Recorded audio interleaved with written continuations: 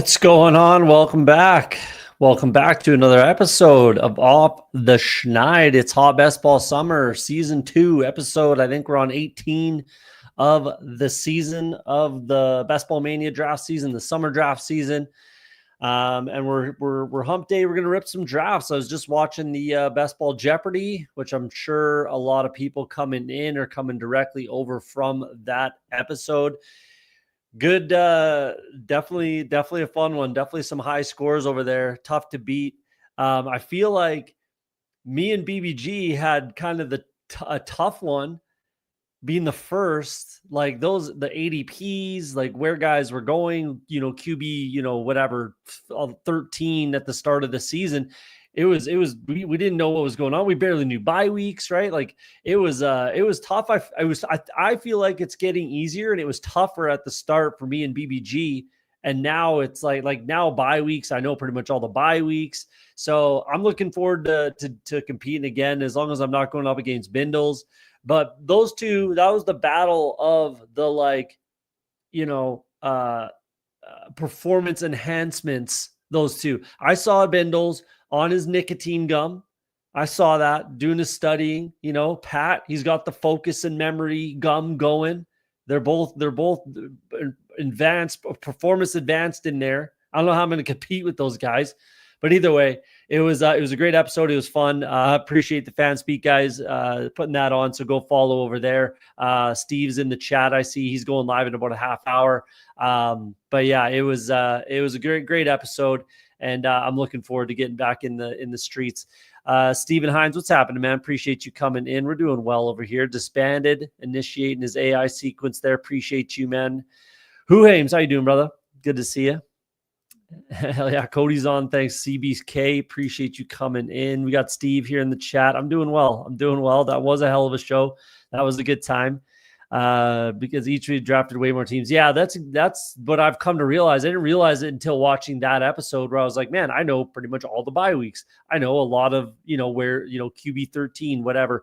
Whereas at the start, when me and BBG were on, it was like, I don't know, man, I've gotten probably 20 drafts in. Like, I don't remember how many it was, but we were the first episode, and I was like, yeah, I don't know a lot of these answers. The rookie stuff was easy, but either way, I feel like it's getting easier as we get more reps in, as we get more drafts in.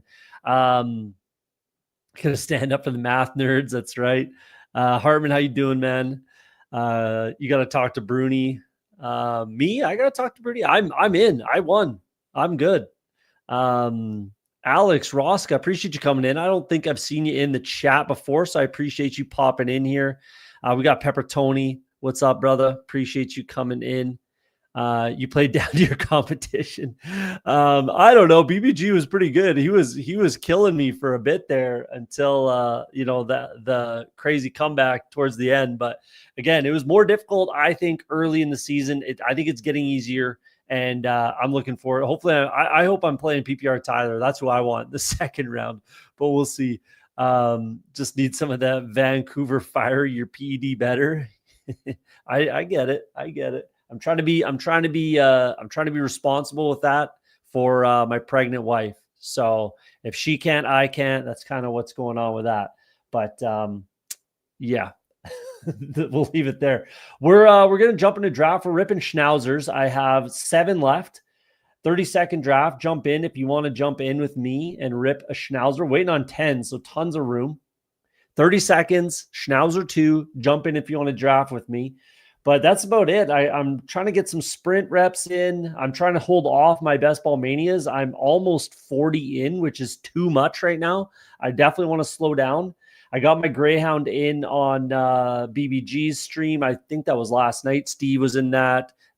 Steven Hines, both the Steves in the chat were in that one. Trying to get some eliminators in. I'm not doing super flex, so I can't wait till that fills. I've even ripped their weekly winners earlier today. So trying to get reps in on those ancillary contests and then fill up this Schnauzer too, which is just an awesome contest. And then we'll see what comes out after that. I mean, they got to get some volume into these other contests. So we'll see what they do. But yeah, I mean, what's the puppy at? 58%, over 100,000. That's filling relatively quickly. I don't know. We'll see. Let's jump in to see. Let's go back to where we are. I'm looking forward to the poodle. I really like the poodles. Made the finals in the past couple of years, I think, on the poodle. Last year for sure. Ooh. So I can't wait till the poodles start. Those are fun ones. We'll see. I feel like there's probably going to be another like time box 5 max, 10 max, something like that. That's smaller entries, more like, kind of like along the lines of the Hound Dog, which I didn't get any in. You sickos. I didn't get any of the Hound Dog in, unfortunately. I go on a work trip for 3 nights and a tournament fills. Like, Christ. I really wanted to get those. I really wanted to max that, but anyone else in overflow? This one hasn't filled yet. I'm in the 30-second. This is a Schnauzer 2 30-second clock. There is no overfill. I like to do 30 when we're streaming, chat a little more. So this is a 30-second, not in the, there shouldn't be overflow. Nick saying that. Shouldn't be any overflow draft. Yeah, I'd love the poodle to be next. I like that. The Greyhound was interesting. Glad I got it done. Def wasn't my favorite team. Wasn't my favorite. Definitely like it. I think I got a good shot at advancing and should be in good shape if I'm being honest. None left on the Schnauzer. But I wanted to get it in with like some more experience. I am actually happy that I got it in on a stream draft that I'm not streaming, right? I can get a little more EV when I'm just watching a stream, but I can like know how the draft is going to go relatively. So that's kind of what I liked about it. This Greyhound I'm talking about, like you can plan ahead with good drafters. You can at least like have a good idea of what they're going to do. And at least they're going to draft somewhat responsibly. So there's not going to be any wildness. Like there might be some pull-ups, push downs, but it's going to be relatively straightforward. That's how I feel about it. So I'm happy I got it done, but I'm happy I wasn't the one streaming because it's less EV if you're trying to, do the chat and whatever, entertainment. Underfloor. That kind of hurts. I'm kind of mad the Greyhound is still open. I did mine when it was like 40% full because I figured it would fill up fast like anything else and still open. Yeah, with the $35 entry point, it's a little slower to fill, which is, I don't know, not shocking. Like $35, not everyone's willing to, like that's more than a BBM. So guys might just take a shot on a Best Ball Mania over the single entry Greyhound. Mind you, I would much prefer a single entry like the Greyhound. Let's get our Schnauzer 2 up. I hope that I'm accurate. Bijan or CD. I've got lots of CD. I could use more Gibbs, but let's go Bijan. I think I'm up to date as far as my Best Ball overlay is concerned. If you see the numbers and you don't know Best Ball overlay, link in the description. OTS is the promo code if you want to use it. Appreciate you guys. If you're popping in, hit that like button for me if you don't mind, guys. New to the channel, hit that subscribe button. We're on the road to 600 and hopefully pushing 1,000 subscribers soon. I wanted to wait on that Greyhound too, and it just is taking forever. And it sounded like the rooms were super hard to fill. So I'm happy. Like I said, I wanted to get it in, and I've heard of some craziness. Someone on Twitter was saying they were waiting like 2 hours for the Greyhound, to fill. They finally got in, and someone, did some ridiculousness with the draft, and it was just kind of a waste of time. So I wanted to wait as long as possible for the Greyhound, but like I kind of might like shut myself out and get into a wild room. I was happy the room that we got, actually, it kind of worked out. Yeah, Alex saying he waited 2 hours for his, and then if someone like does something stupid, like I think in the first round it was like Bo Nix or something like that at the 1-1, like first overall. That's who it was. Yeah, Milton, I think. Yeah, posted it was like Bo Nix or Purdy or something like that at the 1-1 that just kind of like ruined it. If honestly though, if it's me, I'm saying no, don't throw that out. Like leave it. I don't think that's enough. I'm not going to reward somebody unless there's like something super egregious. I don't know how the rest of the draft went.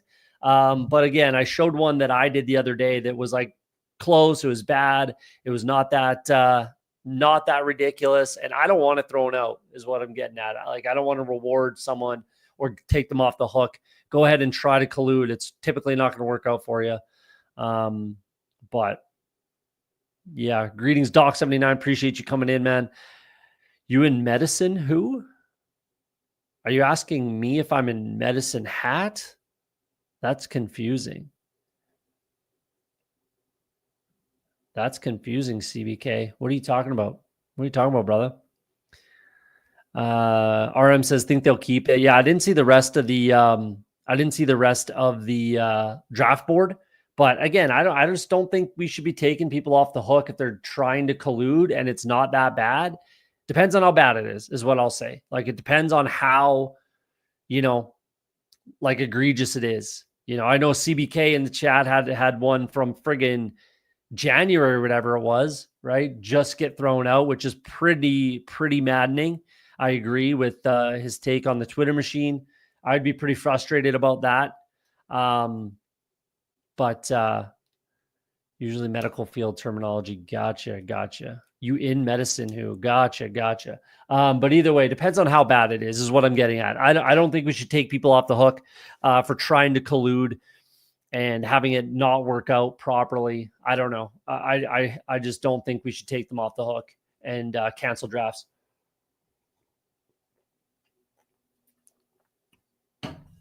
Christian McCaffrey at the 11 is borderline a fall. We got AJ Brown, Drake London.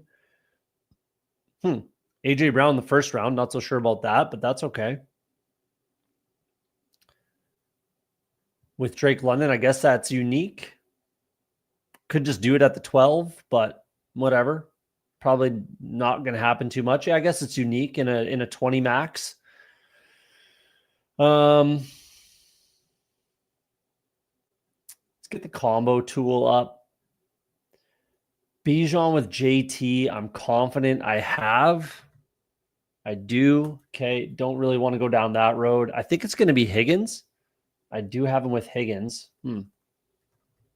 Don't have him with Trey McBride. Let's do Trey McBride.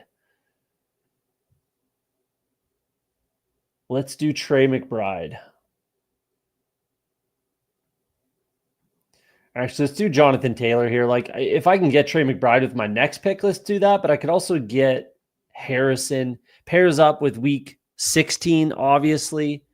I do have them paired. But let's see if Trey McBride falls back to me. That would feel good. No, he's gone. Typically wouldn't, but that's okay. Wow, it doesn't take Higgins. Okay. Wow, I got a lot of Tyreek in this tournament. It's going to be Garrett Wilson then. Let's try to even out our exposures. That's kind of the point of, it's definitely Garrett Wilson. That's kind of the point of this episode and this far into the Schnauzer 2. Even out our exposures and get relatively unique combos. That's kind of the point of what I'm doing right now. I did a little board with you that didn't get canceled, and one team was drafting a Super Bowl team clearly. I think I remember that. I literally, here, let's look at this one, Dev. I'm pretty sure I labeled it getting thrown out with a question mark. Cancel draft right here. Yeah. Let's see. Is this the one that you're in as well? Yeah, it is. This is the one. There we go. I literally labeled it cancel draft here. This guy. I kind of thought it might be too, but it hasn't been canceled. And I'm actually saying, leave it. Fuck it. Like, leave it. It's not that crazy egregious through like the majority of the rounds. Like Hopkins obviously isn't good, but in the big board too, like, I don't know, leave it. I say we just let it ride, especially now. Like, if they cancel it now from the little board, like I'd be pretty annoyed, much like CBK. Like, I'd be pretty pissed off at that. But yeah, I remember that. I labeled it because I did another one. I think it was on stream. Was it not, Dark Side? I'm pretty sure it was on stream. And or I did one on stream like on the same day or something. Either way. And then I was like, fuck this. I was really upset about that. I had a big friggin' soapbox moment on stream, just pissed off that people are just, how could you be that stupid of what you're doing? Blah, blah, blah. But yeah. And then I labeled it that I thought it might get canceled, but I actually say leave it, man. I say leave it. I agree with this, man. If they cancel now, we're rioting. It's too late. I agree with that, man. Worst part is we tried to, yeah, I know. I saw you tweeting it for months, and I'd be pretty unhappy with that. That's for sure. But yeah, it is pretty wild. I can't believe you remember that one too, Dark Side. But yeah, I labeled it being like, this has to get canceled. I thought, but here we are. So no beard OTS, slightly unsettling. Doesn't look bad, just different. It's just trimmed. It's hot out. It's summer. It gets annoying if I'm being honest. So yeah, it's just short. I can't like fully shave. I look way too weird. Number one. Number two, at least I think I do. Number two, I get bad like razor burn. So I guess I could take it down to like where my neck is at. But either way, yeah, it's definitely a different look. Even if you report it, you get the same answer from the bot support, and a bot will take care of it. Yeah. Like, honestly, I love Underdog. I do. And like, Hope does an amazing job. Don't get me wrong. But like the general support, like if you go on support on Underdog, it's absolute trash. Like literally just message, just either DM or add Hope Bishop on Twitter. And that's going to be your best way of getting something done. Other than that, yeah, it's just going to fall on deaf ears, typically, at least in my experience. And it sounds like pretty much everyone else's experience as well. So this is probably going to be Metcalf. Yeah, don't have him with anyone. And I think he's a huge value here, actually, right now. Like, he's going around. That's the guy I wanted to talk about with the chat, really. Like, he's going around a lot of these, RB2s. Devontae Adams, RB2. Mike Evans, 1A, 1B. Even Tet, like 1A, 1B. George Pickens, RB2. 1A, 1B. RB2. RB2, right? He's going around all these guys, RB2 and T. Higgins. And, DK is really like the number one, no question. No one's going to challenge him for that on the Steelers. He's already, building rapport with Aaron Rodgers. They traded for him. Like, I think DK Metcalf is a pretty nice value with where we're getting him at these days. But that's just me looking at picking up more shares personally of DK Metcalf. Do I have my Schnauzer too? I do. A lot of Waddle. I've been drafting a lot of Waddle these days. I know a lot of people have been bringing him up, but I'm in on that as well. Kittle probably would have been my pick. I guess it's just Devontae Smith if he's there. If not, I should probably just pull somebody up. Okay, it's Devontae. Let's do that. Let's take the value. Should be unique then if I'm getting him a full, 6 picks after ADP. Plus, it helps me catch up at wide receiver. Let's do that. I'm getting like technically I'm getting 2 4th-round wide receivers. So that feels really good to catch up, right? So let's do that. Let's do that. They literally just canceled one from January. Yeah. Yeah, the bigger board. We'll see. I mean, if they cancel it, I'll be pretty annoyed. Like, and Dark Side Dev will be pretty annoyed as well. Like, it's pretty long. Gonna be 116 tomorrow. Dang. Yeah. I mean, it's like 22 degrees Celsius here, which is like low 70s, I think, for you guys. So it's decent. It's not anywhere near where you're at. I think you're in Arizona, right, Putt Daddy? That's crazy. In the desert. Last year I had a free code on support to make them pay me out on a pre-draft cash games. Did it work? Did you get it back? Hopefully it worked out for you. But either way, it's yeah, I'd be pretty unhappy. I mean, as CBK was, and if they cancel that draft on us, Dev, like I'll go to not maxing that tournament, which is the biggest thing. It's really annoying. Like, especially months later, just leave it. It's fine. It's not the end of the world. I'm sure there's a few that snuck through kind of thing. And it's not that egregious that, I think it's whatever. Just leave it at this point. Metcalf fan, but we don't think we're ever going to see a real monster season from him. As a Ravens fan, I am obligated to say the Steelers are garbage. TD upside seems low. I mean, I'm a Bengals fan, so I hate the Steelers more than Ravens fans. I hate the Steelers more than anything, but value's value. So it is what it is. I think he has a lot of value there. I could definitely be wrong on that, obviously, but I just think like in the range of wide receivers that he's going around, I think he's got a ton of value. So it got paid out after finally convincing them I didn't get paid out already. It's crazy they didn't see that themselves. Jeez. No doubt. Yeah, the ceiling's definitely there. Definitely higher than the rest of these guys. That's what I'm saying. Like, he has value. Oh, Travis Hunter or DK? Give me DK every single day and twice on Sundays. So even Cortland Sutton, like, yeah, it's DK all day, every day for me. But we'll see how that works out for us.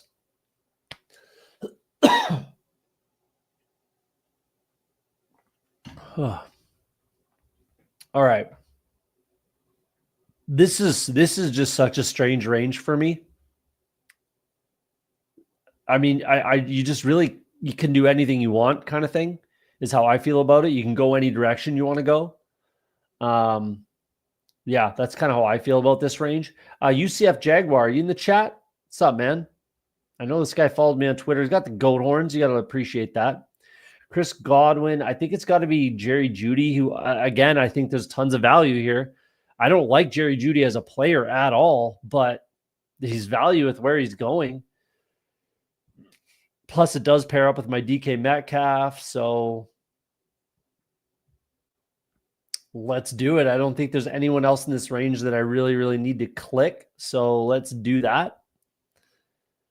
Let's take Jerry Jeudy. Got to watch bye week 9 now. 3 bye week 9 wide receivers. That's not a big deal. I just got to watch it. I don't want 4. I'll tell you that much.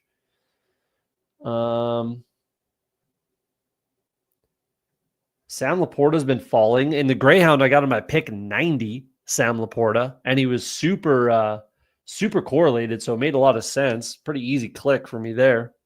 But Pickens DK, yeah, it's close. I'd agree with that. It is very, very close. It's just like DK's wide receiver 1 and Pickens is wide receiver 2. That's for sure. So it's super close. Don't get me wrong. I'm not going to disagree with this. Jaguar, what's up, man? Appreciate you coming in here. Do I just take my guy Quinshawn, or do I pull up like? I think I need to get a little more like Pacheco in my life, mostly just in this contest. I don't know if I need 2 Cleveland Browns. Let's get some Pacheco because I just have hardly any. I have none in this contest, so let's get some Isaiah Pacheco in our life. Unstacked Burrow snipe at pick 70 is more hilarious than when it's the 50s. Yeah, the 50s was brutal, but where's the geez. UB Bulls. I mean, yeah, but at the same time, like, there's some correlation there. So it is tougher than people think to push Joe Burrow because there's actually correlation there. Plays Miami week 16, and then they play Baltimore week 15. So there is correlation there. Like, do I necessarily agree with it? Not necessarily, but there is correlation to be had there.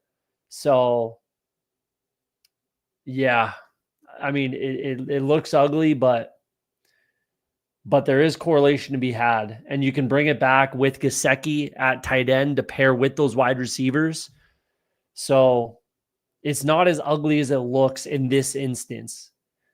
Like, sometimes you see it really bad, but in this instance, it's really not that egregious, in my opinion. But I mean, yeah. Burrow snipe, yeah. I don't think it's that egregious. I really don't. Like, there's correlation to be had. So again, do I necessarily agree with it? I'm okay with this. Like, I think if you're getting Joe Burrow at a massive discount and you have these correlated pieces and it's like somewhat unique, I don't think it's the worst thing. Like, you can bring in Gesicki always, obviously. You can bring in Yoshivas always, obviously. That's not a problem. And then you get those high quality bring back pieces in 2 playoff weeks. So I've seen a lot worse, is what I'll say. I've seen a lot worse, more egregious snipes. There is some value in taking Joe Burrow there. I need JMO Laporta Tesla team so bad. Are you in this? No, you're not in this one. You just want that or what? It should be easy to get. Should be easy to put together. Das Brew Crew, what's up, man? Appreciate you coming in. Yeah, I kind of like, again, if it makes sense, like this makes sense to me. This isn't that bad. I would do this. If I had Tyreek and Zay Flowers, I probably would bring in Joe Burrow at a massive discount here. So, yeah, sue me. I wouldn't call me a truther. I would say if it makes sense, which in this case, again, it kind of does. It kind of does. Like, I probably wouldn't have taken Sam Laporta if I was this guy. I probably would be bringing in another wide receiver, obviously. And then, you look to pair it up with Michael Wilson as well, probably, considering you didn't get, a quality Arizona piece. So, yeah. It's bad when I was going to pick Burrow. That's fair. Oh, you're Alex 588 in pick 2? That's fair. I didn't know that was you. Yeah, that sucks. That sucks, man, to get it sniped like that right before you pick. But yeah, either way. You ever get so used to ignoring a name that you don't click them when they fall? That's me with Laporta. Yeah, I kind of do with certain guys, but I'm like, there's still value in Laporta. Like, he should be falling a little bit. What's his ADP at now? 73. He went at 75 here. Yeah, I mean, I got him at 90 in this Greyhound we did yesterday. That was some massive value. And again, it was correlated. So it was super easy click for me there.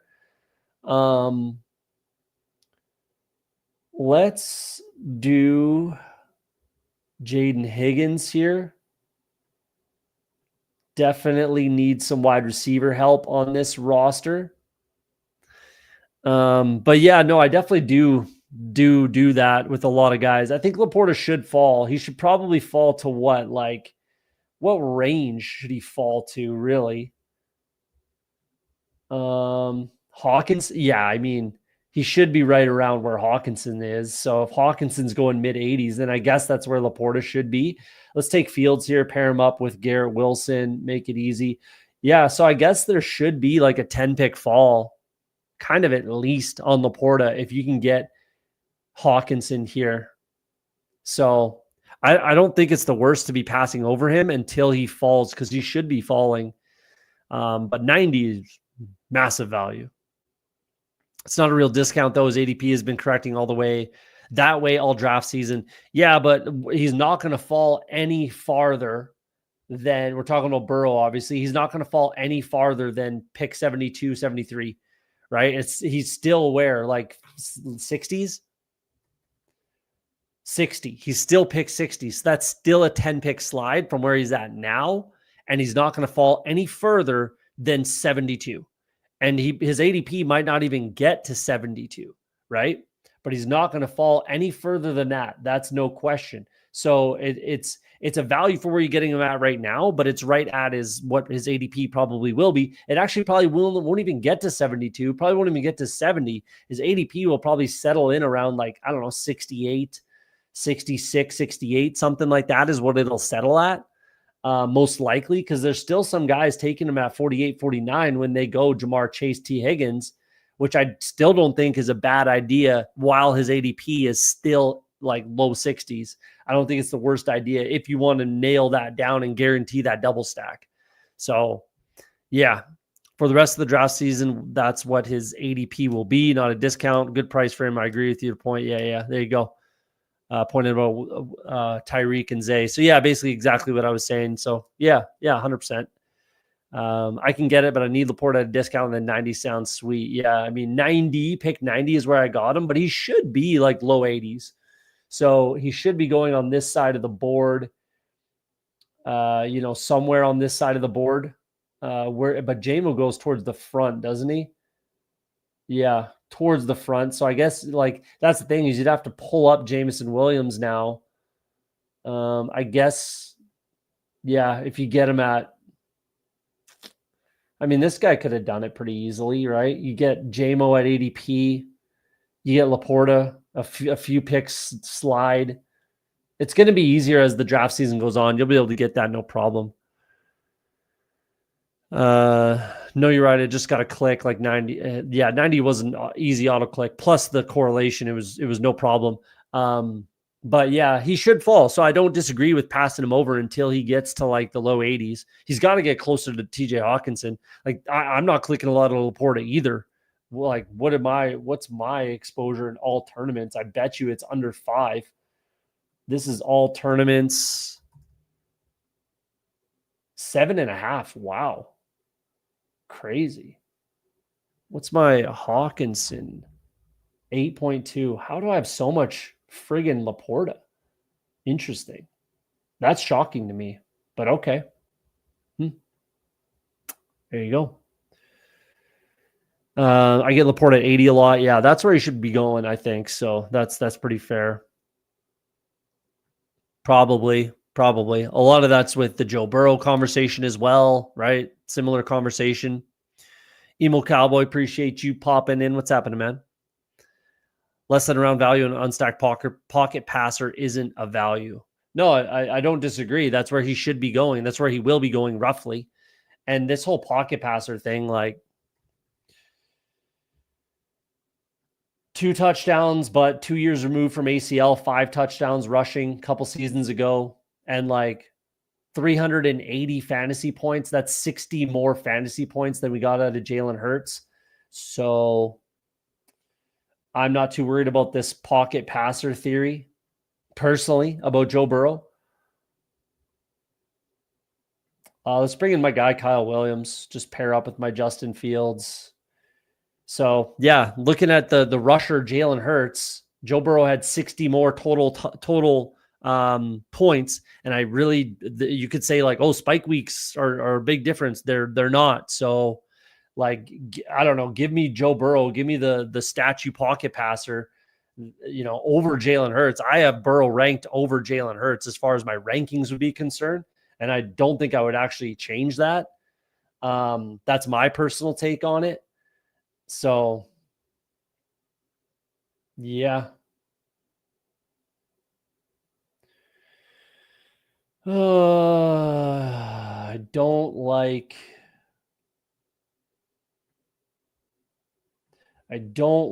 the position that we're in.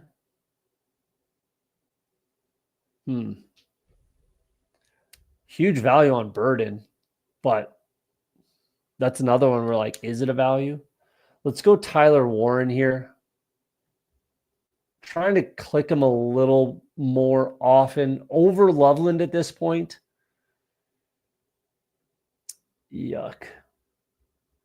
Yeah, let's do that. And let's see how this works out for us.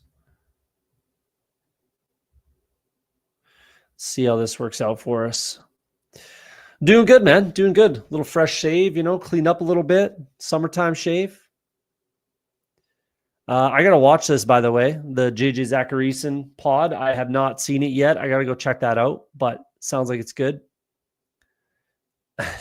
Bindles, great episode, man. Your heart's still pounding because you were popping those nicotine tablets, just mucking, hacking gum, nicotine gum. You and Pat both on the performance enhancers, man. The focus and memory gum for Pat. You're banging nicotine gum. You guys. But that was good. That was really good. Great episode. Yeah. Jeopardy was good. Stressful, no doubt. That was a good episode for you guys. But I was saying to pop off the show, like, I feel like it's a lot easier now. No, not saying like, you guys didn't crush it because like those scores, both of your guys' scores were fucking ridiculous. But I feel like watching the show now, I'm like, oh man, I know more like the ADPs, the QB 14, QB 25, whatever. When BBG and I, the first Jeopardy episode they did, when we did it, it was like, man, I don't know. I've not gotten any. I didn't know bye weeks. Like I didn't know matchups. Like it was super difficult to nail that stuff down because you just didn't have enough reps. Right now, I'm like 100 and almost 50 drafts in to this draft season. At the time, I was probably like 25, maybe 30. I don't know, not even. So yeah, it's a lot easier now. It seems like it while I'm doing it. Do I play in NFL dailies, like the battle royales? I'm assuming you're talking about. I do, but I don't make content during the NFL season. So basically I'll be done after the summer, and I take the NFL season off just because my work schedule is way too busy. I just can't make content and do my job efficiently. That's kind of the time that my work life gets extremely busy.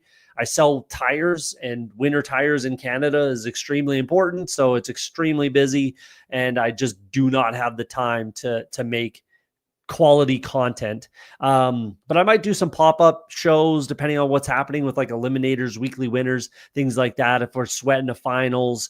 And then basically as soon as the big board starts, I'm grinding tape basically like New Year's Day. Last year, well, not even last year, January 2nd was the first time I started tweeting about, prospects and watching tape and stuff like that. And it was about Bashal Tutin. Bashal Tutin was the first running back I watched, and it was just an absolute pleasure because Bashal Tutin his tape was ridiculous, I thought. At least that was my opinion of him. I really liked it. Let's do CJ Stroud. Kind of have to pair him up with my Jaden Higgins. I'm falling behind at quarterback, which I don't like. So let's get Stroud in here. I think that makes a lot of sense to go down that route. So I do the dailies. I only do a few. I don't do very many. I typically line them up with my DFS. I do like the 20 max $3. I think it's like 50K up top or whatever it is, 20K up top. I do that every week for the DFS stuff. And then I typically do my battle royales that are like intertwined with my takes on the DFS stuff. So I do them, but I don't make content. I don't do a lot. Maybe if people want me as to guest, maybe when in the NFL season, maybe I'll do that, but I don't make content typically during the NFL season. Just too busy for me. Very fair. I studied a lot, and it's definitely a huge advantage versus going early. Yeah. I mean, I didn't have the time. I didn't have the time to study at the time, or pretty much any time. I don't really, I don't have a crazy amount of free time on my hands. But if you can do it, I would recommend it. It worked out for Bindles, put up the highest friggin' score. Those are crazy scores. Let's go with Trey Benson. Just pairs up with Houston. Makes sense. I could use a running back here. A little bit of value. Bye weeks don't overlap. I could still stop at 5, which is pretty much 100% what I'm doing. I'm going to need 3 quarterbacks, which is fine. I'm probably going to need 3 tight ends. So a 3, 5, 3, 3, 5, 7, 3, I guess. Jeez, I didn't really want to build a 3, 5, 7, 3, but I guess it's a quality. They'll all be quality rooms, I guess. This 3, 5, 7, 3 feels a lot better than a lot other 3, 5, 7, 3s I build. I'll say that that's an interesting one. Usually you're not super happy with one of your rooms if you're building that way, but I'm actually happy with all of these rooms by the end of it. So that'll work out, especially not this season, about to be changing hella diapers. That too. Yeah. That too. My wife, our due date is about a month into football season. So I'll be watching football, changing diapers, slinging tires. It's going to be a busy NFL season for me. So yeah, exactly. DFS is so hard. It is. I mean, actually last year, I literally like overthought and just like because my stupid process basically fucked myself out of $20,000 American dollars, which is a lot more for me. I literally had a winning lineup. I had it submitted, but the way that I do my process with doing my lineups, because I'm such a dumb weirdo, and it actually doesn't end up fucking with me. It actually doesn't change anything. So this was just all on me. But I withdrew the lineup and then built my other 20, put it all together, and I didn't resubmit the same lineup. I was like, man, those players are doing really well. All those players that I had are doing really well because I took a screenshot of it, which I still have. I took a screenshot of the team that I built, and I was like, man, those guys are doing really good right now. It was Bengals Steelers. Russell Wilson was my quarterback, and Bucky Irving was going off in the afternoon. And I'm like, man, I feel like this team would have done pretty well. So I pulled up the screenshot, wrote out all the points. I would have won the tournament. I would have won $20,000 if I had just not taken it out, if I just didn't touch it because of my whole in my head process, which didn't actually change anything, didn't actually matter. So yeah, that took a while to get over that one. As you can tell, I'm completely over it now. Like I still kind of beat myself up, obviously, about that one. It's still a massive piss off. Really not happy about that one. So really hurt my feelings. And yeah, that's how she goes. Let's take Pat Fryermuth here. Another guy I think is a huge value. I think is a huge value down here. And he pairs really nicely with Tyler Warren as well, I think. Yeah, I think he does. Yeah, not bitter about it at all. Literally just shot myself in the foot and cost myself, I don't know, that would have been like 2010 is probably at the time 25, probably about 25 grand at the time of my Monopoly money. So pretty upsetting that one was. But no one to blame but myself. Jalen Noel goes, okay, that's fine. I'll just take Aaron Rodgers here. Double stack, got the Jerry Jeudy bring back week 17, so that's cool. Let's bring in A-Rod. I got 3 quarterbacks that all work. And shout out Fanspeak. They're live right now, but Meg over there, Meg Schaup, just wrote up Aaron Rodgers in a column. So shout out those guys. I do think Aaron Rodgers is a massive value down here. Look at his stats last year. 1 year after the Achilles. It's pretty good season. You know what people are not talking about right now, except for me, because I've been talking about it all draft season, is look at Rodgers, 584 passing attempts, 3,900 yards, 28 touchdowns, 11 interceptions, 0 rushing touchdowns, right? 267 fantasy points. Okay. Just remember that line. Patrick Mahomes, 581, 3,900, 26 and 11 with the 2 rushing touchdowns, more rushing yards, 293. So ADP 86 for Mahomes. ADP 183. So about 100 pick difference between Rodgers and Mahomes. Basically the same stat profile last year. So I don't know. You tell me. I think that's pretty good value on. I think both ADPs are mispriced, but who's worse? For me, it's Mahomes, no question. I don't have a lot of Mahomes at all. Let's check all tournaments and see where we're at with Patrick Mahomes. 4.5%, $50. Okay. Yeah. It's a little high even, but we'll see how that goes. So 3,573. I need one more running back, one more wide receiver, and one more tight end.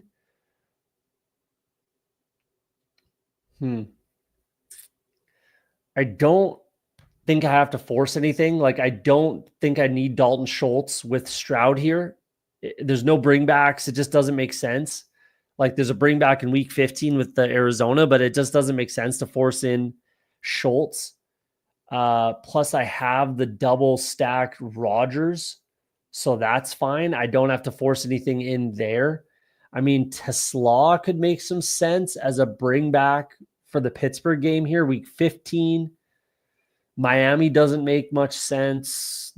I guess I could take Diami Brown to bring back Fields, I suppose. Or it's just like best player available. Running backs, I got tons of options. Let's just take Mason Taylor. I don't typically like to do this with 2 rookies, but it's fine. Let's double stack our Jets. We got the bring back week 17.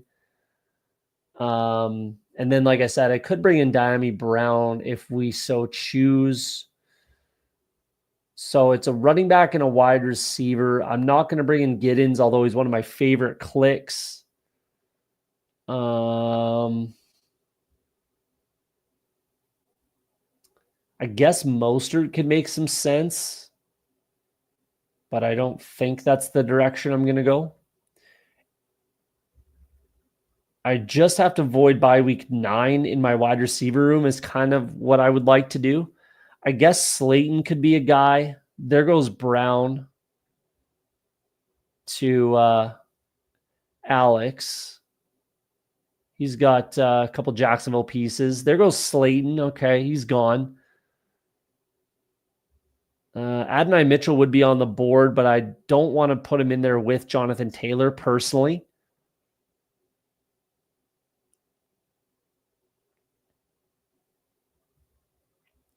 I think I'm going to get a little, maybe not.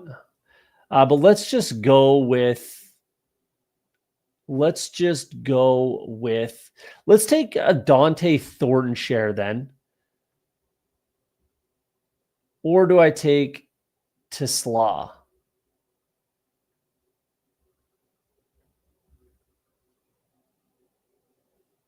Let's do Tesla. I think it's a better matchup. Isaac Tesla versus Pittsburgh than Thornton versus the Texans. The Texans defense is actually quite good, and Pittsburgh's is not nearly as good, especially in the secondary. So let's take Tesla, pair it up. Either one of those guys I would have been fine with as my 7th wide receiver. Couple young guys, couple rookies, right? I think that makes sense to bring him in there.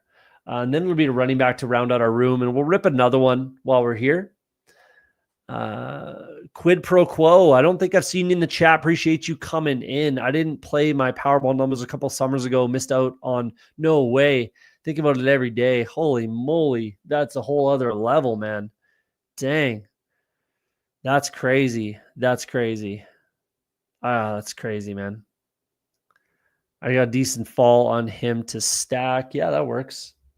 You have the indie side, or you got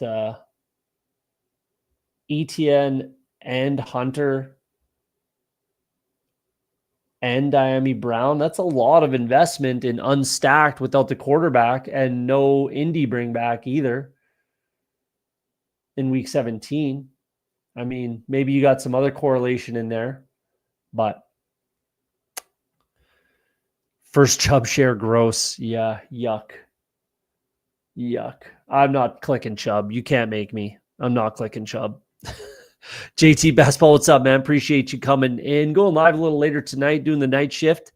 I'll be on with JT Best Ball this Friday, so that'll be fun. Looking forward to that. Bijan JT, nice. Still 3 nice wide receiver, liking that team. Yeah, I know. It kind of worked out. Like I said, I got essentially two 4th round wide receivers with the Devonta Smith's fall. So that feels really good. It helps catch up really quickly in the wide receiver room. So yeah, this is, like I was saying earlier, you must have just got in, but this is a better looking 3-5-7-3 build. I don't like to build like that typically. And typically when you do build that way, one room is light, and it's typically your quarterbacks usually is why you have to do it. But with Fields, Stroud, and Rodgers, I'm pretty happy with that build. So I think I have all my rooms are strong in my opinion. I'm pretty happy with how that worked out. So yeah, we'll see. We'll see. I think I am going to do something a little freaky that I haven't done yet at all. This will be the first share that I've taken of this player. And it's Kyle Monagai. Let's take a little Kyle Monagai share here. Like it's a room that I don't necessarily need him, but if he can be a guy, if he can just fall in the end zone, if Roschon just ain't it, if they drafted Monagai to be that Montgomery piece in the offense, let's take a share. Sucks drive by billboard every day. Man, that's brutal. That is brutal. I feel horrible for you, man. That is awful. That would be awful. That'd be awful. I was talking about my homie. Oh, okay. Gotcha. Oh, yeah, that's decent value. But that's where he should be going. Like, it's Baker over him for me. I've had him ranked that way all summer so far. Realistically, it should be probably Kyler over Mahomes. Sorry, over Mahomes. Like, I in a vacuum, if I know Justin Fields is starting all 17 games, which is very, very likely, give me Justin Fields over Mahomes. Like, at some point, we have to just admit that that's who he is and that's what he is. That's how I feel about Mahomes. But I know I'm on a bit of an island on that one. Not everybody agrees with me, which is fine. But yeah, that's just where I'm at with him. I understand the Mahomes dislike, but what if he's old Mahomes again? I got to be at field at least. Definitely not going to reach though. I mean, fair enough. I'm going to be below the field. I'll tell you that. I'm definitely going to be below the field on Mahomes. I was last year. Similar situation, similar storyline for me. So I'm just going to stick to my guns unless he falls. Like, I'd be interested to see what my average ADP on Mahomes is. But yeah. We're gonna rip another Schnauzer. So 30-second clock, 30 seconds, not 20, 30-second clock on the Schnauzer 2. Jump in, waiting on 8 if you want to draft with me. Might do a quick, let's do a quick, a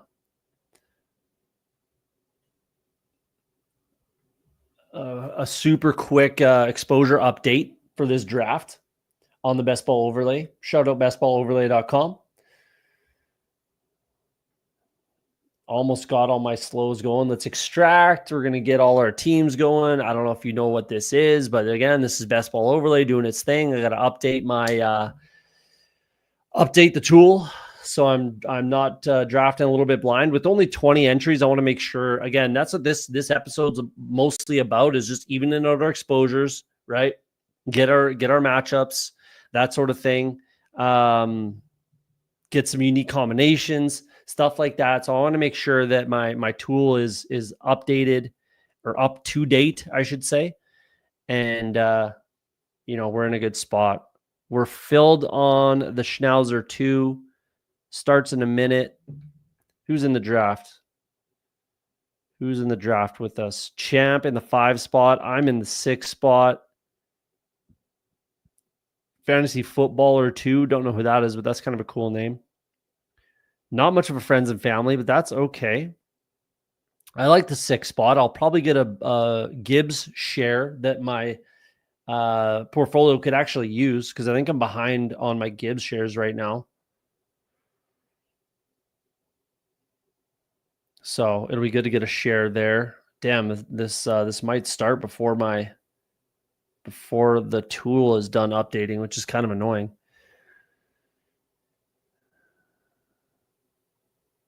Daydreaming and being on autopilot, ADP drafting. I would have gambled it away, ended up in a foreign prison by now. It's a good way to look at it, I suppose. Saved yourself from yourself. We're still not on the clock. We're doing good. Casey Olan is just rough. Feels like it can only be a quick pass game again. Actually, I actually like the Kansas City offensive line. They sunk some capital into it. First round draft selection, paid a free agent, the guy they drafted to potentially be their left tackle, probably moves into left guard this year. They've got some options, so I think they'll be all right. We're done extracting. That feels good. Now we're up to date. Jump in the Schnauzer. There we go.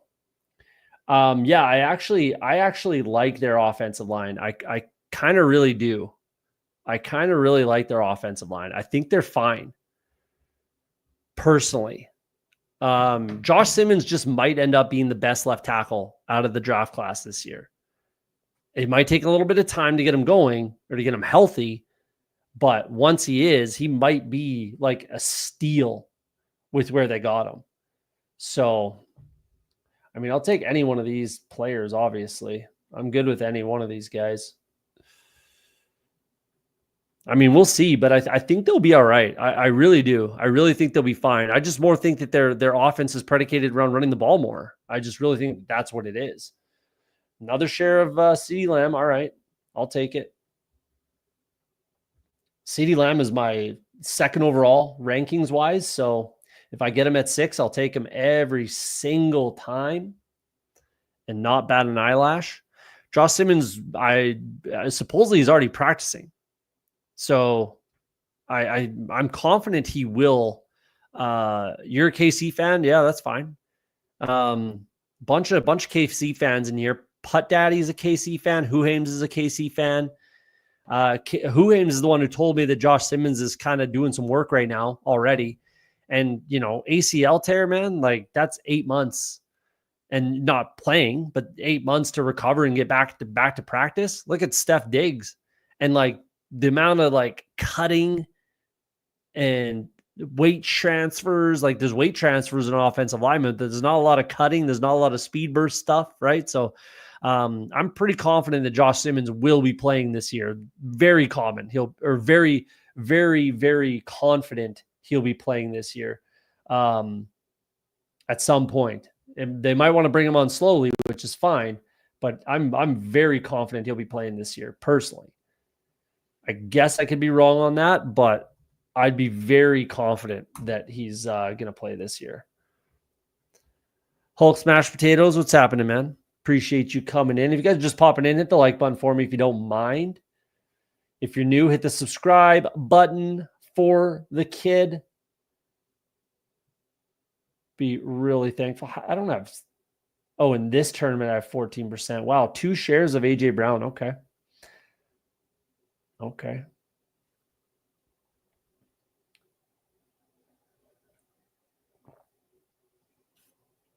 RK is definitely someone I've drafted with a fair amount. Lad McConkey goes there. That's really annoying. That's 100% who I wanted. That's really annoying. I guess I'll take AJ Brown. Do I have him paired with CeeDee Lamb? I probably do. Yep. Okay. Ugh.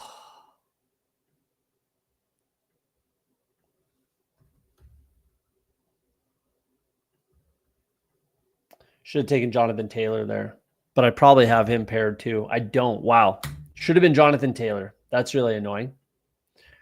That's really annoying. The whole reason we're here, and I didn't do the reason I'm here. 21% and 30% CeeDee Lamb, but I don't have them paired together. That's why you get the tool. That's why you use the tool. And I don't do it. So that's really stupid of me and really annoying. I have 5 bullets left. If I get one more CeeDee Lamb share, I will be taking Jonathan Taylor with it as long as he's available. Garrett Wilson goes a little early, but should be a little bit unique. CeeDee Lamb with Tyreek.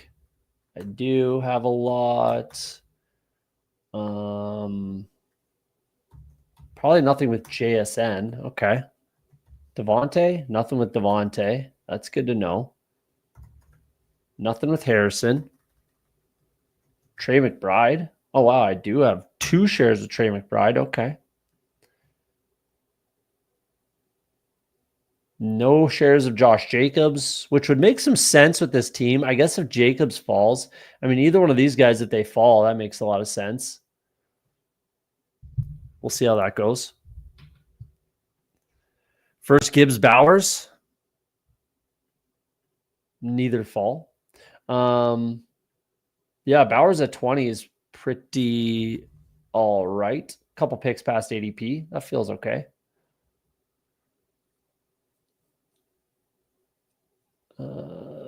JSN. Oh, let's go ADP. I got to update my rankings too.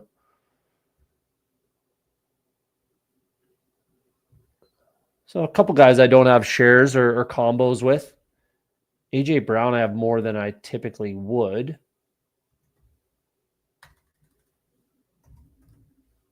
Got him with Najee, but not Marvin.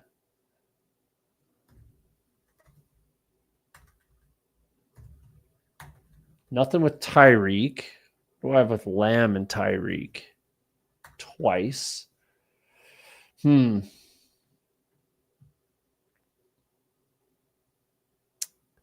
Let's do...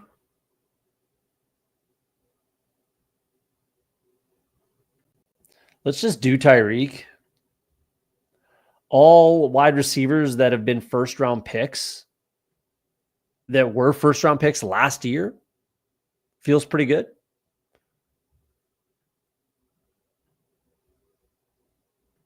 Let's do that. 3 straight wide receivers.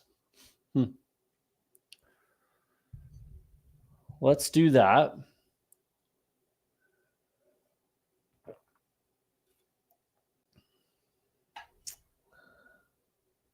Not much of a friends and family draft, but that's okay. Theory, that should mean there's some value here.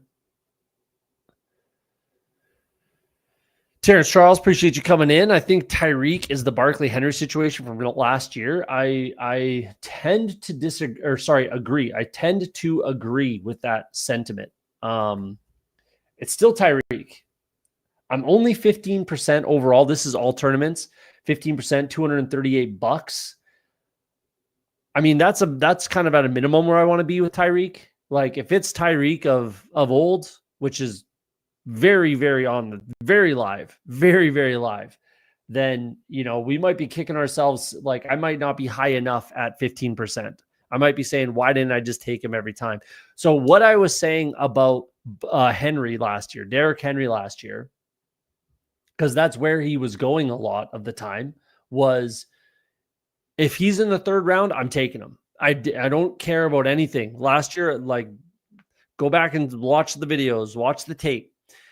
Last year, I said multiple times, if Derrick Henry's in the 3rd round, I'm taking him. I don't care what pick it is, like the first pick in the 3rd round, 2nd pick, 3rd pick, whatever. I don't care where it's at in the 3rd round. If Derrick Henry's there in the 3rd round, I'm taking him on every single draft.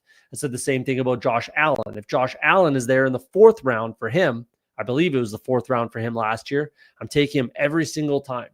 Was what I was going to be doing, and I did. So I'm going to take, for much of the same reasons, but not a pocket passer, but pairs up with Washington week 16, Philly week 16 and Dallas week 17. So give me Jaden Daniels to pair up with those 2 pass catchers and lets me stop at 2 quarterbacks. So yeah, I tend to agree with this sentiment. Like he still has the speed. We know that for sure. And as long as his wrist is good, which it sounds like it is, he's already catching passes. Like, give me Tyreek in the 3rd, man. Again, first round pick last year, people were taking him 1-1 last year, literally. And now he's a 3rd round pick. And what's changed? He's a little bit older. Yeah, I agree with this. So I think I need to get higher than 15% on Tyreek. Like that's kind of my minimum. I kind of need to put the pedal down and start clicking them more. I'd like to be closer to 20%. Like, again, it's the same thing as Derrick Henry for me last year. So I very much agree with this. And it might just become like, it's not quite yet there with Tyreek, but it might get there as the draft season goes on and as we get closer to the season. And as he's healthier, mind you, he could shoot up to the top of the second round, right? But it might just be like, if Tyreek's there in the third round, I'm taking him. I don't care about anything else. I'm taking Tyreek Hill in the third round if he's there. So yeah, I long-winded way of saying I agree with this statement. CBK agrees as well. 26% Tyreek here isn't enough. Yeah. Everything we just talked about. I definitely tend to agree with all of that sentiment. Yeah, I just think it might end up being, if he's there in the third round, I'm just clicking his name. Close my eyes, click his name. I don't give a shit about anything else. Just take him. So that could be where it gets to as we get closer to the NFL season, but we'll see how it plays out. Good spot to take my first running back, most likely. I think that makes a lot of sense here. I mean, yeah, I suppose I could take Jalen Hurts, but I don't think that makes sense. Even if he's there, I don't know if that makes sense. I guess maybe it makes sense. I don't know. No, I don't think that really makes sense. Even if he's there and he goes, okay, good. I don't even have to think about it. Where do we want to go here? Good time to take my first running back, I think, is where we're at. I think is what this all means. And we're going to get our guy, Kenny Walker. Or do I just take Zay Flowers? I want to make sure I get enough Kenny Walker. I am a little leery about this whole like ankle injury issue, and he hasn't been able to stay healthy his whole career. But if he could put it together and stay healthy, man, like he legitimately has top 3 running back potential. Like, look at these numbers with the receiving numbers, with the touchdown, with the breakaway speed type stuff. Obviously, the offensive line is a little bit, I don't think it's as bad as other people think personally for the Seahawks. I do wish they added one more piece, and there was a bunch of guys out there that they could have went after. I thought Mekhi Becton would have been perfect.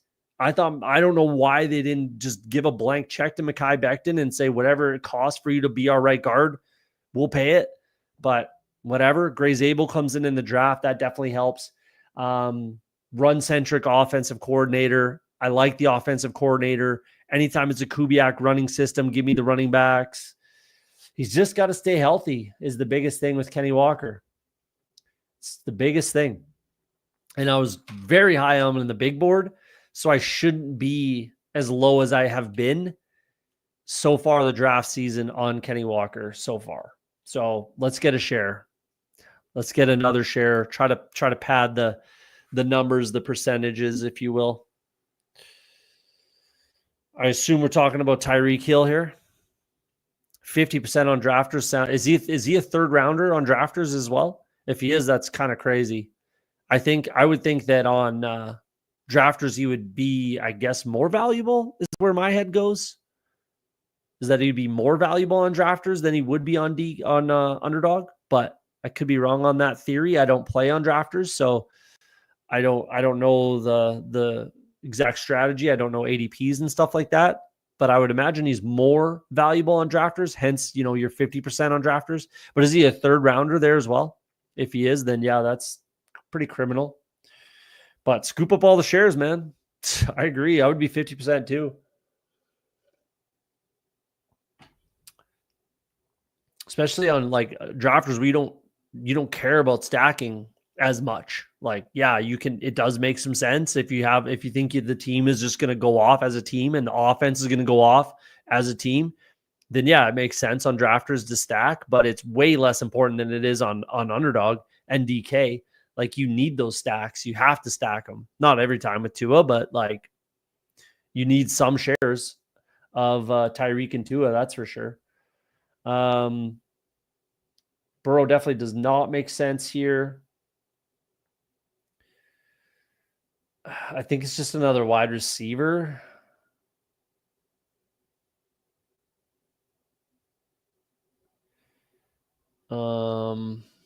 What's my next pick after this? 78.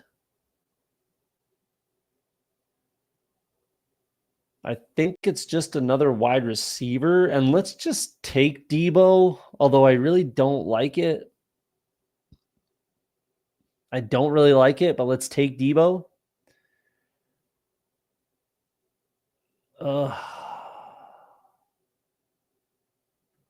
I'm not. I'm going to take Juwan Jennings.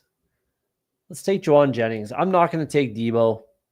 I might just take Daniels naked here. I think I'm just going to take him naked. I guess if Debo falls back to me at 78, then I'll probably click his name. But I really don't think it's that necessary because it's going to be super, super common.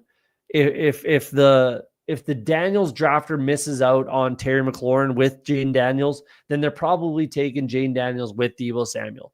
So yeah, why don't I just try to get a little bit different when I have the bringbacks and just play that game that way, where like Jaden Daniels runs in 2 touchdowns and throws 2 touchdowns to let's say Ertz and a running back or something. When he runs in 2 touchdowns, and then CeeDee Lamb and AJ Brown are the guys that bring it back. Like, I just don't like what I see out of Debo, and I've always kind of been a bit of a Debo slappy, but yeah, it's just doesn't look great. It just doesn't look great. Yeah, he's a 3rd rounder. Geez, yeah. Then he is more valuable, in my opinion, on drafters than he is even on Underdog. But yeah, I'll be clicking him in the 3rd round. Minimum 15%. And I'd like to get it into the 20s realistically. Is kind of where I'd like to be on Tyreek at his current price. Oh, this guy, this is a naked. There's your naked Joe Burrow. The badgeless zombie with the naked Joe Burrow. There is no correlation there. That is indefensible, realistically. So that I have a problem with, where it doesn't really make a lot of sense, kind of at all. Like, obviously you're looking at the ADP value saying like, why is nobody taking them? But like, I just don't think it makes a lot of sense there. Like, again, the previous draft and kind of what I just did here with Jaden Daniels with CD and AJ Brown, right? It can make some sense with Tyreek and like Trey, but yeah. What are you going to do?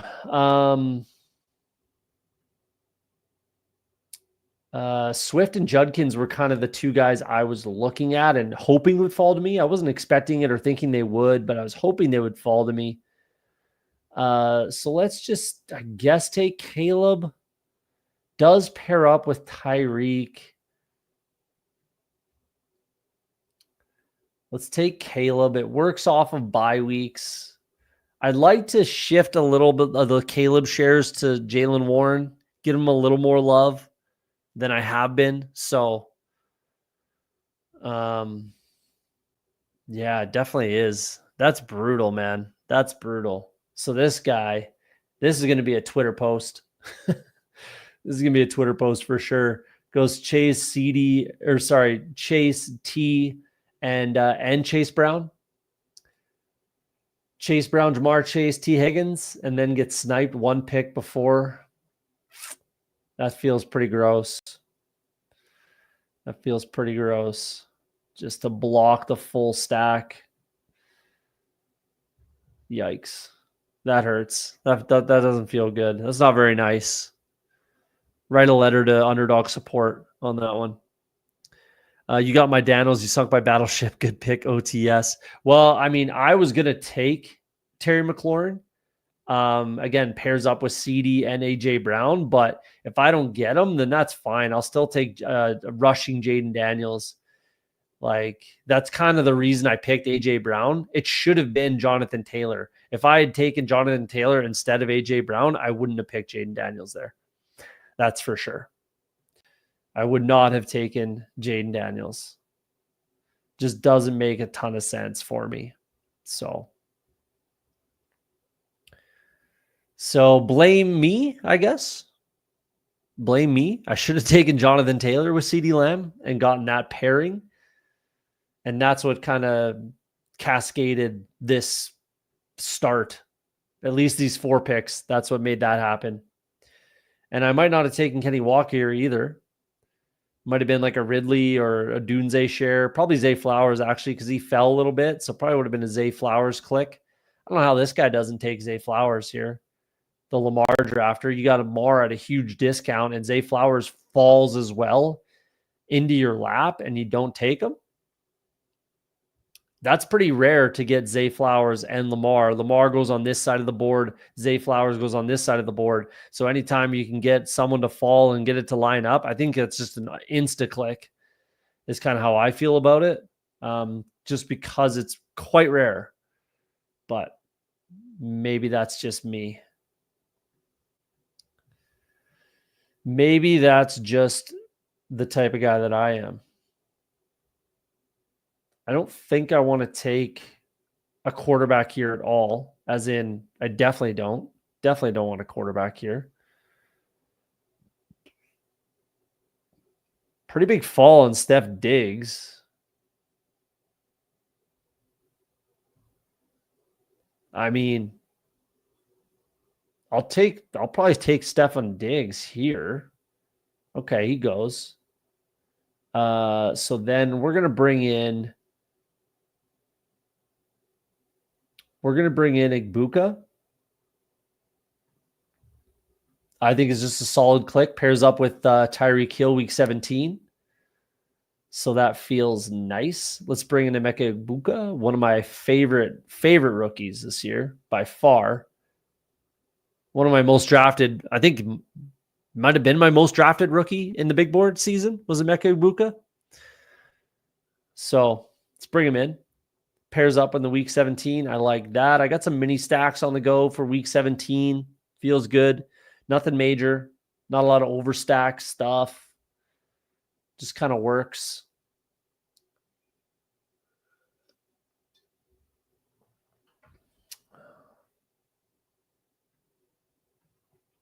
Works for me.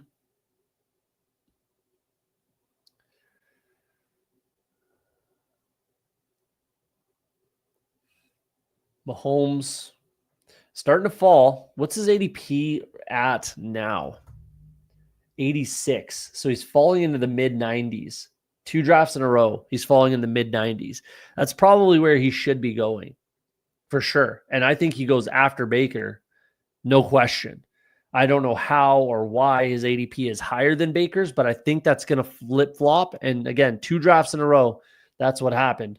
So I think Mahomes has to fall. I really think he has to fall at least into the back end of the 8th round. He's at the front of the 8th round, at the very least to the back end of the 8th round. So like 10 picks, I think is what I think that's the kind of discount you should be getting. At least like 10 picks. I guess I could be wrong on that, but that's how I feel about it.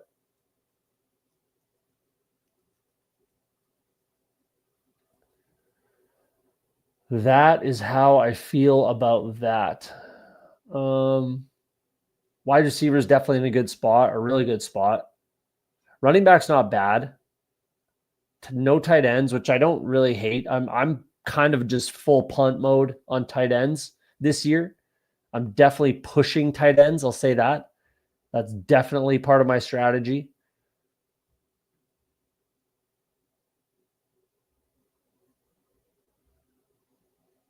I think it makes the most sense. I think that's where the value's at the end of drafts. Been saying it all draft season. I think tight ends is just tons and tons of value at the end of the draft. Bring in 3, make it easy. It does feel nice to be able to stop at 2 sometimes, though. Like a 2.682 Nothing slaps like a 2.682. That's how I feel about my draft, my roster construction and about my drafts. Like, I just really think that nothing really slaps like that. I'm going to ask Champ Stephen Hines a question in the chat. Why take Baker and Brock Purdy here?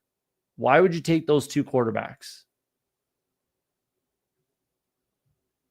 What's the thought process there? I'm taking Tracy regardless. You didn't steal Purdy from me. That's not what I'm getting at because I have Jennings. That's not it at all. That was never going to be my click. But what's your strategy by taking Baker and Brock Purdy? I guess you have Purdy with DeAndre Swift, but there's really no other options there with Ayuk gone. Obviously, Juwan Jennings is gone. Ricky Pearsall's gone. There's no other options for San Francisco guys. So I guess you have like a running back bring back with the quarterback.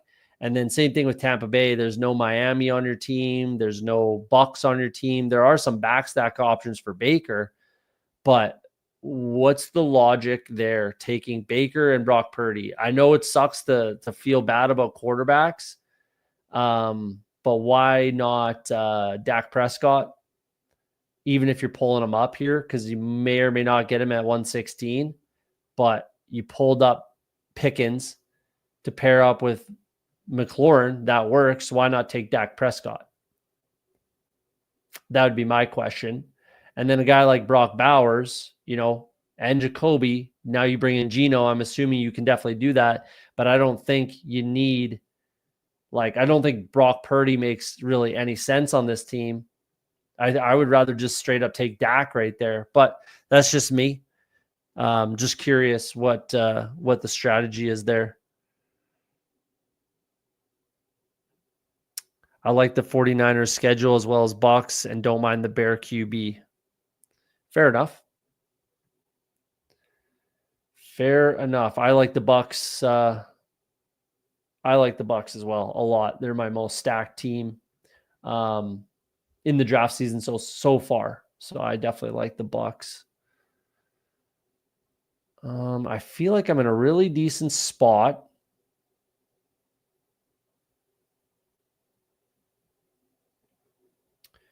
It actually might make a lot of sense for me just to take Dak here.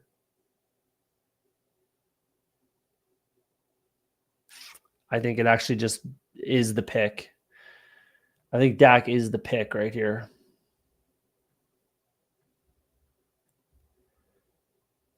Definitely done at quarterback. That feels nice. Chargers, Minnesota would be good, but I have bringbacks everywhere for Washington.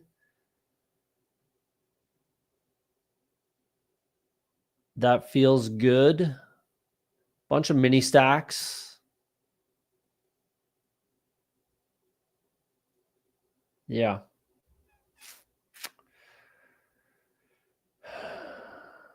Probably need to look at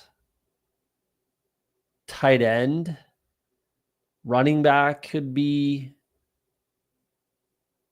something worth looking at. I've gotten away from the Ray Davis click a little bit lately. Oh, I'm on all tournaments here. That's fine. 17.6 on Ray Davis now. That's still a good spot, but I've kind of pulled back since James Cook reported.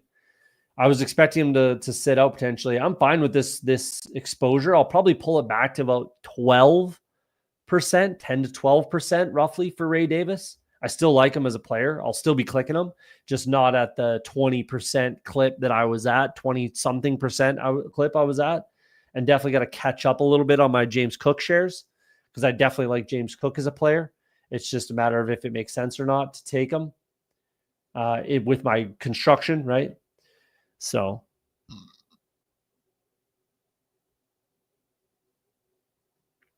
Baker and Brock both have a lot of options, not backstack options for Brock Purdy. There's no options after Ayuk realistically for Brock Purdy. So, Baker, yeah, there's lots of backstack options for Baker for sure. I do that all the time. But Brock Purdy, there's really no backstack options, in my opinion. If you like Jacob Cowing, go nuts. If you like Garendo, go nuts. But I kind of would disagree with that. They can easily have top 5 weeks and it matters. I love Baker in that division. Yeah, I love Baker. Baker's my highest exposed. That's my highest exposed week 17 matchup. And I have probably the highest exposure quarterback is Baker. So I love Baker. Don't get me wrong.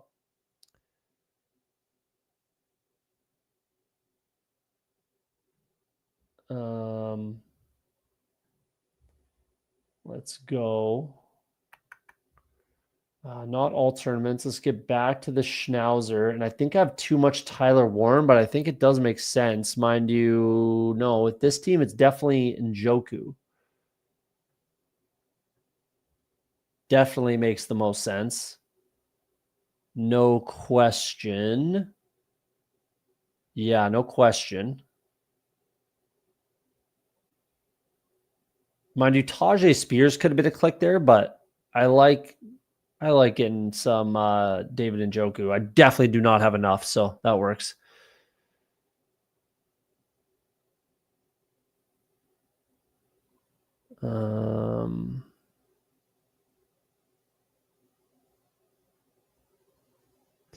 If Tua falls, it's nice to have 3 outs, even with JD5.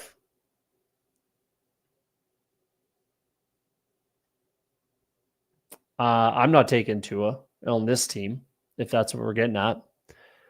And Tyreek, I'm definitely not taking Tua on this team. I'm not taking 3 quarterbacks when I have Jane Daniels and Dak Prescott. I'm never taking 3 quarterbacks there. So Geno queued. Oh, whoops. Whoops. Well, at least you got your guy. At least you got your guy. Who do the Vegas Raiders play in week 17? I don't know off the top of my head.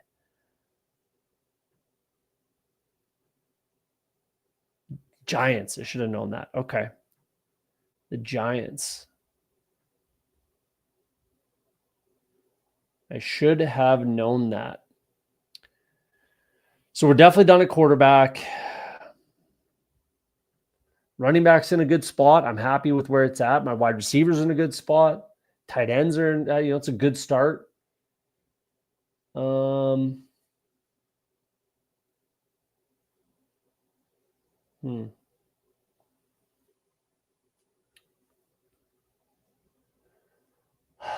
Let's just lock in. I don't think this would make any sense for this guy to take him if he's watching. I don't know who Vince Warwick is, so if he is, cool. But let's take Jake Ferguson, pair him up with Dak and CeeDee. Let's do that. I'm definitely going to take 3 tight ends, so it's looking like probably a 2-6-7-3. 2-6-7-3 build is pretty much where we're at. I don't think this running back room would be strong enough for 5. I really don't. And I have to make a concession somewhere. This could work with 2, but I'd rather take a 3rd tight end.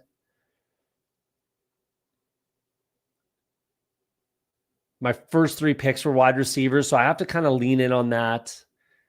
And then, Jennings and Igbuka, before the hundreds.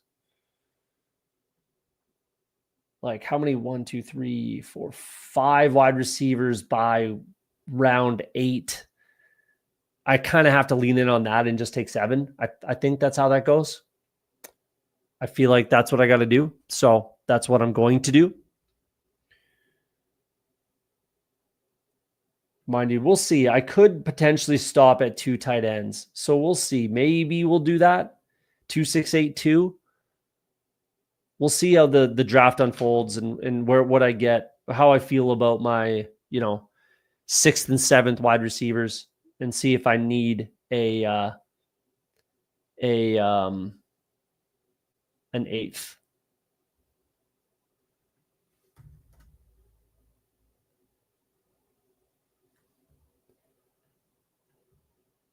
We will see. Done at quarterback. Okay, this is where we're at. Jaden Blue. That's not going to happen, I don't think.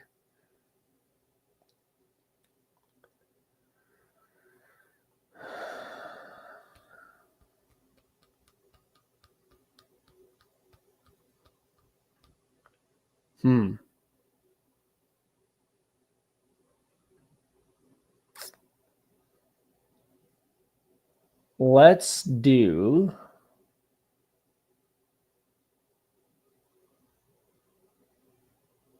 Xavier Leggett. I don't have a share there.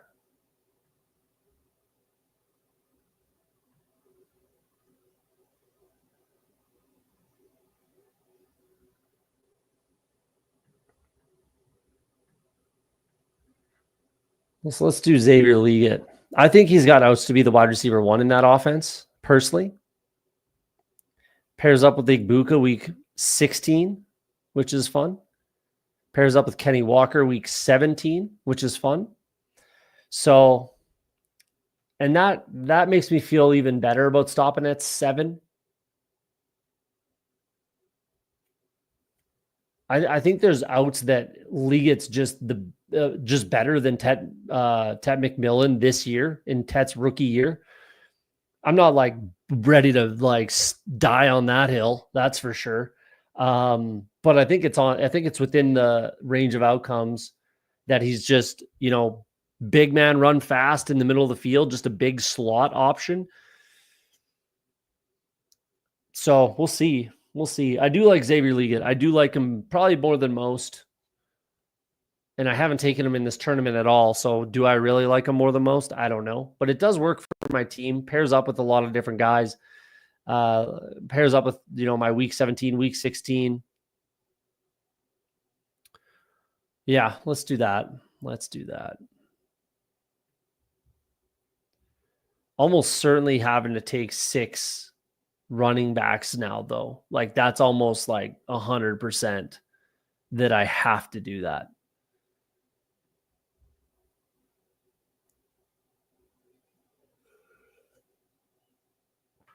The more we push it, the more kind of likely it is and gets. So let's see who falls to us here. I don't think it makes sense to take our 7th most likely wide receiver, although it would feel pretty good to be done there. I really want training camp to start for these Green Bay Packers. I really want to know if Romeo Doubs is going to be anything. Or if he's just going to be like a wasted roster spot. I don't know.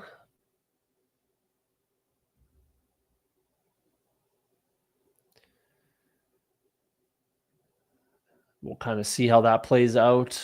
But yeah, it's probably going to be Braylon Allen here.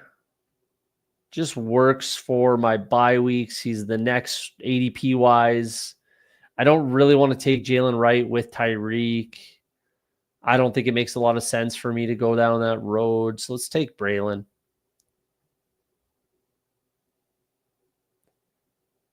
Doesn't necessarily pair up with anybody matchup wise, but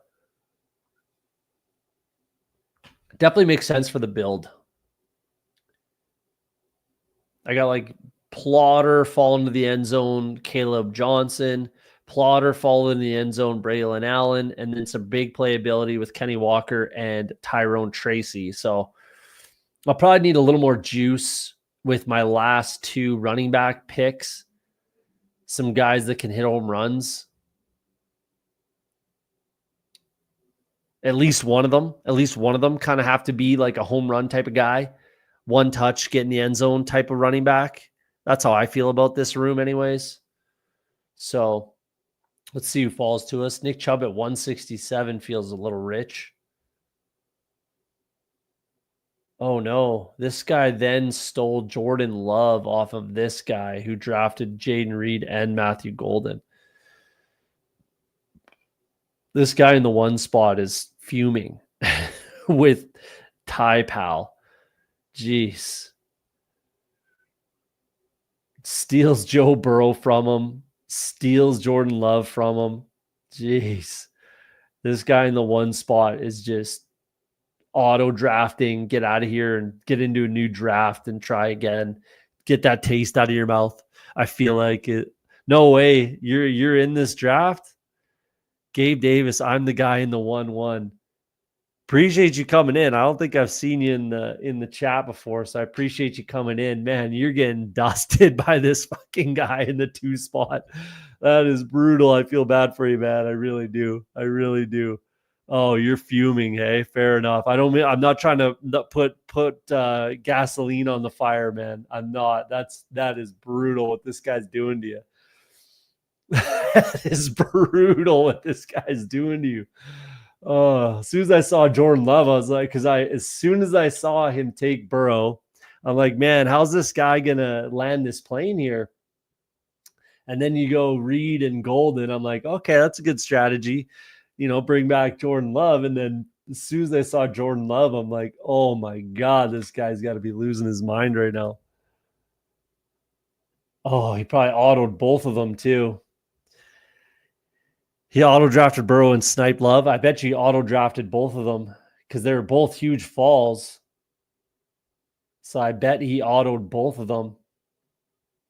Is this guy just on auto?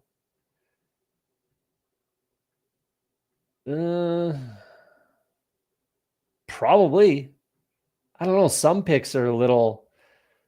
Maybe he's got some rankings in there, but some are pretty auto-y and some are not. Like Nick Chubb is not, Likely is not, but Jordan Love feels like an auto. Kyle Williams feels like an auto. Burden feels like an auto. Kupp feels like an auto. Debo feels like an auto. Burrow feels like an auto, right? I don't know, but Bijan probably not, or maybe no, probably not. So I don't know. I'll get a new draft. Yeah, I mean, we all do, but like I said, you're probably just dialing up another draft right after this to get the taste out of your mouth. That's what I do when I get really pissed off at the room like that. That just like I'm just frustrated and pissed off. I just dial up another draft to get the taste out of my mouth and have so I can sleep at night. Probably should have went one of Reed or Golden and a different wide receiver to give me extra outs, but it's probably what it is. I mean, you could have just taken Love here as well instead of like Christian Kirk. Mind you needed wide receivers at that point. I get it. Probably Colston pairs up with Kittle, but that's probably where you take Love over Colston. Loveland is kind of the way I would look at it. But yeah. Either way, I feel bad for you, man. That sucks. That's annoying. It's just annoying is what it is. Running back, wide receiver. So probably 2 more running backs, 1 more wide receiver is kind of what we're looking at here.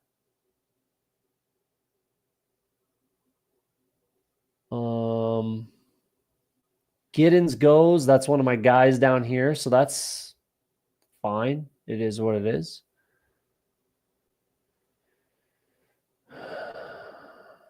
Let's do...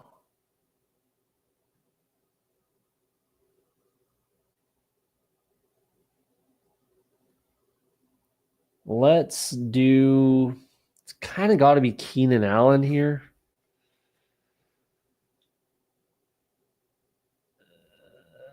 Yeah, that's kind of who it has to be, I should say, is Keenan Allen. I feel like. Then I can stop at 7 pretty well for sure. Feel really good about stopping with those 7. It's not set in stone, but we'll see where that goes. If you're still kicking around and you haven't hit the like button yet, do it.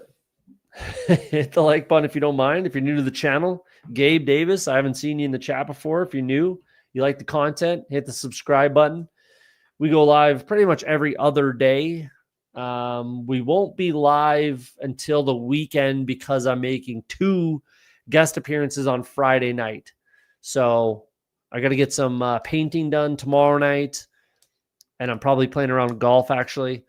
And then I'm going on JT Best Ball. Forget which one's first. I'm going on Fanspeak first on Friday night, and then JT Best Ball right after that on Friday. So 2 guest spots on Friday night. It's going to be a busy one. It's going to be a fun one.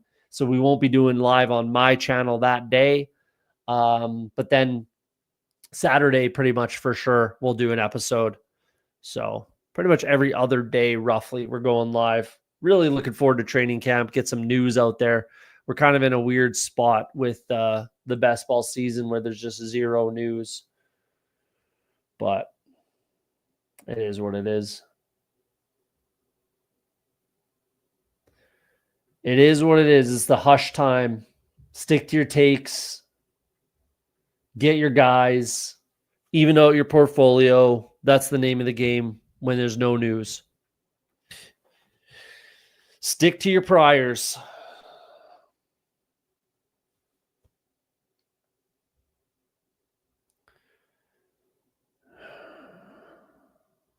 Yeah, I don't think I can stop at 5. It's going to be 6 running backs.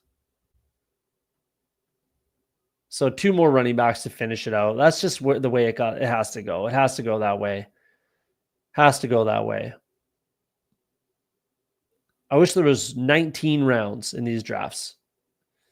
That would be fun for me.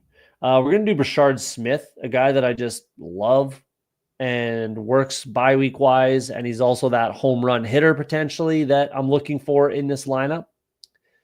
So let's do Brashard Smith. Bring him in. Welcome to the squad. And then it doesn't really matter. I'll just kind of take maybe it's somebody that doesn't get drafted very much or at all. Maybe Woody Marks makes sense for this team. I still want to get like some shares. I still think there's value in Woody Marks. I really do. Not a lot, but some.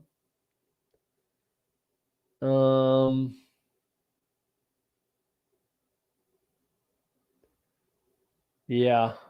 There's really not a lot of clicks down here. I mean, same thing with Estime.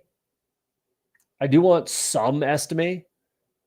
I still think there's some value there. Again, not a lot, but some.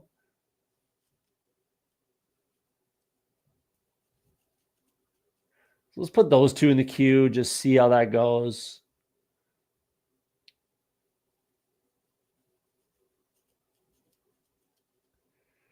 Taj Brooks. I'm not the biggest Taj Brooks guy. Monagai I just took. So not necessarily a guy I need to take, but he could fit in this lineup. I mean, pairs up with Juwan Jennings week 17. Pairs up with David Njoku. So he could make some sense. Let's just put him down there, but I don't want to get too much of them in this tournament with the 20 max tournament.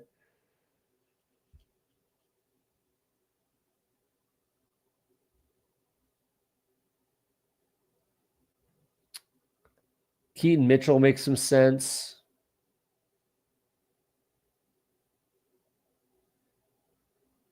I'm assuming Dylan Sampson went, wow, early? A little bit early, I suppose, but that's fine. Yeah, this is kind of what we're looking at. Raheem Mostert could make some sense, actually, as well. So it's kind of any one of these guys. A lot of options. Doesn't really matter. Who do you like? Pick your poison. Pretty unlikely any of these guys like is absolutely game breaking and like breaks fantasy football this year, breaks best ball this year. But yeah, I still maintain I was literally the first one to say that the new Jerick McKinnon or the Jerick McKinnon role. Go back to the Fantasy Dog Pound episode we did on opening day when the Best Ball Mania literally opened. We did an episode. That's exactly what I said. That's why I like him so much. I had him ranked higher than everyone. He's my highest owned player in 140, almost 150, 140 drafts. He's my highest owned player. So I still maintain that was my take first, was the Jerick McKinnon role. for Brashard Smith. I love it. I'm going to take Keaton Mitchell here. Again, it's that home run hitter type of mentality. So Brashard Smith and Keaton Mitchell are both those home run hitter guys. Score from anywhere on the field, one touch, and they can break your lineup, that sort of thing. So let's do that. I think it makes sense with this running back room too. And my bye weeks are nice and evened out. That's just an added bonus.